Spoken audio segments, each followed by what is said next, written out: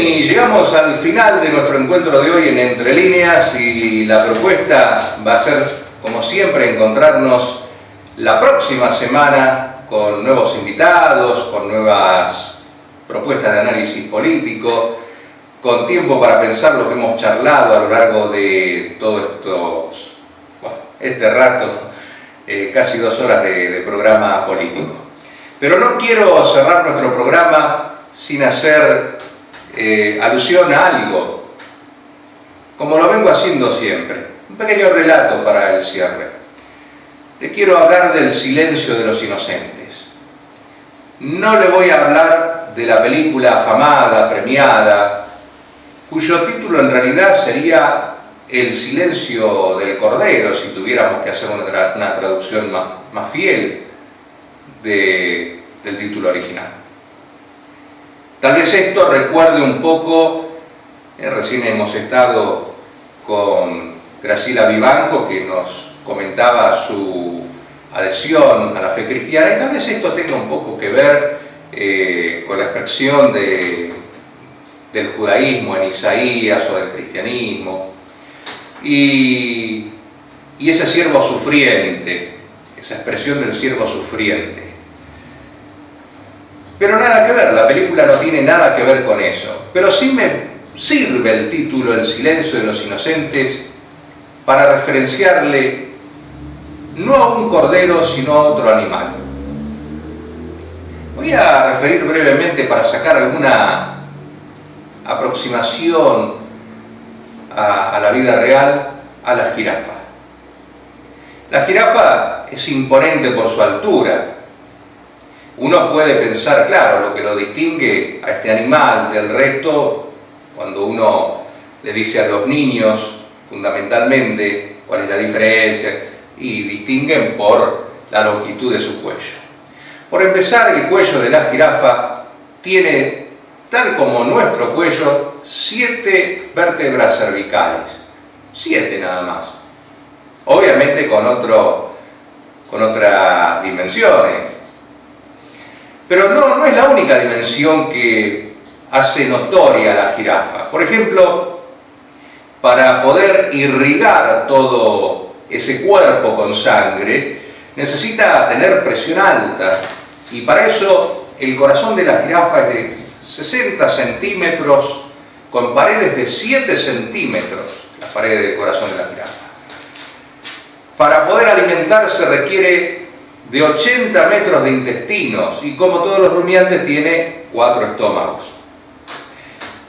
Pero ¿qué es lo que hace notoria a la jirafa? Primero, su altura, que le permite llegar a alimentarse de hojas más altas que el resto y no competir así con otros animales que también coman hojas o plantas.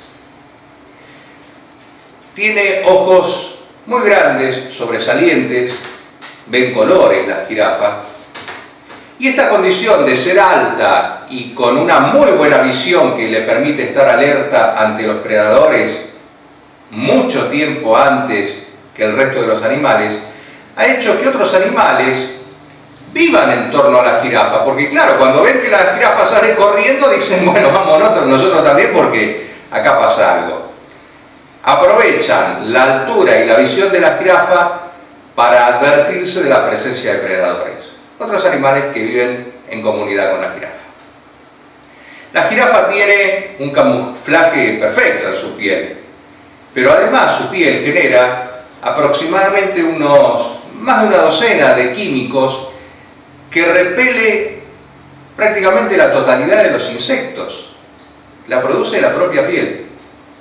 También la piel es lo suficientemente gruesa y resistente para resistir el ataque de sus adversarios. La lengua y la boca de la jirafa tienen una cobertura especial que la hace resistente a las espinas que pueden haber entre las hojas, con lo cual facilita su alimentación. ¿Cuál es el elemento distintivo de las jirafas? ¿Y por qué llamo a esto el silencio de los inocentes? Porque la jirafa, con toda esta aparatosidad de elementos de defensa que tiene para desplegar, no tiene cuerdas vocales. por lo cual es uno de los animales más silenciosos. Puede hacer un silbidito, algún pequeño ronquido, una pequeña cosa, no es capaz de emitir sonido. Sí produce infrasonidos que se pueden comunicar a lo largo de kilómetros y kilómetros de distancia, pero en forma audible no. Es uno de los animales más silenciosos del planeta. Y a la jirafa, lamentablemente, a pesar de su resistencia a los predadores, a los insectos, a pesar de formar colonia con otros animales, a pesar de todo esto, ¿sabe quién es que acaba con la vida de las jirafas? Sí, el ser humano. En las cacerías ha llegado a poner en peligro la existencia de las jirafas en el planeta, a punto tal de que numerosas organizaciones de defensa de los animales y proteccionistas tuvieron que trabajar mucho y levantar muchas veces la voz en distintos enclaves, en distintos debates, en distintos lugares, para que se lograran leyes de protección a la jirafa y así evitar su extinción. El animal más silencioso del planeta, que estaba cayendo bajo el rugido de los rifles de los humanos, encontró voces que hablaron por él. ¿Por qué le cuento esto?